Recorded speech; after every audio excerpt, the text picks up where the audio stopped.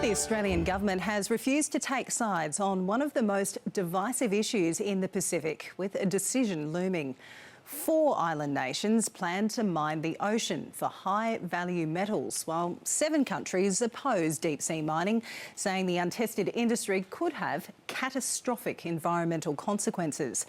The President of Palau has called on the Australian government to show leadership and make its position clear. SBS reporter Lucy Murray has this special report. All clear up, all clear up. Searching for vast, untapped wealth, resource companies are scouring the Pacific Ocean for metals critical to the green energy transition. 5 kilometres below, black golf ball-sized nuggets of cobalt, copper and manganese.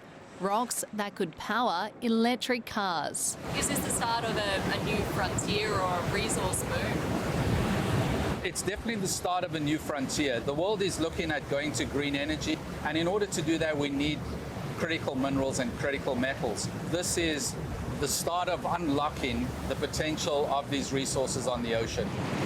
Billions of dollars sit on the ocean floor, and some Pacific countries are looking to cash in.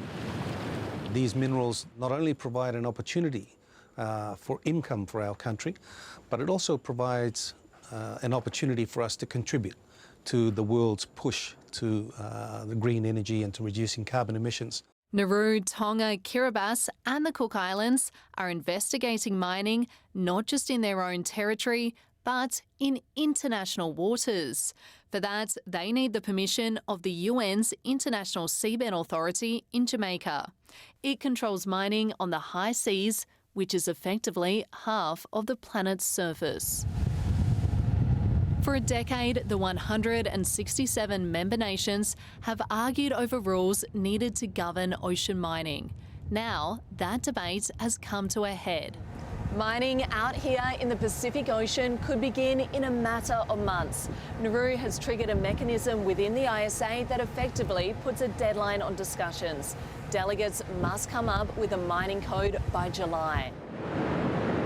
If countries can't reach an agreement, the ISA will begin reviewing mining applications without proper regulations or legal protections in place. Even with an agreement, there are serious concerns around the governance and effective monitoring of mining activities.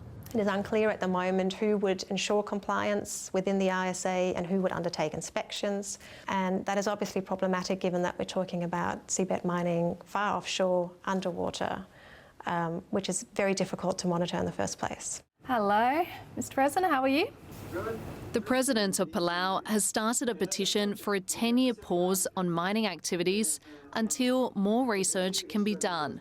Clawing the bottom of the ocean is releasing carbon, which we're trying to reduce. It's possibly creating plumes in the ocean that will affect our fish stock and maybe destroy our coral reefs, which are so critical to our tourism. 7 Pacific nations are on side, as well as the major economies of France, Germany and Canada. What's your message to your Australian counterparts? We need loud voices. We need strong partners. And that's why Australia's voice is so critical, because as a large developed nation, I would definitely encourage the Australian government to take a position. In a statement to SBS News, Environment Minister Tanya Plibersek said Australia does not believe deep-sea mining should take place unless strong environmental regulations are in place. But she stopped short of calling for a moratorium. Australia recognises that there are different views and interests among Pacific countries. It's a tricky diplomatic balance for Australia, wedged between allies. The G20 countries are responsible for 80% of carbon emissions globally. I think it smacks a little bit of a patronising attitude to try and tell us that we should not be doing what we're doing because it may damage the ocean environment.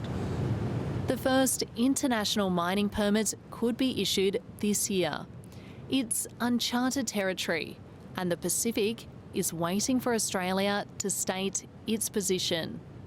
On the Pacific Ocean, Lucy Murray, SBS World News. That story produced in collaboration with Al Jazeera and supported by the Dorney Grant for Pacific Journalism through the Walkley Public Fund.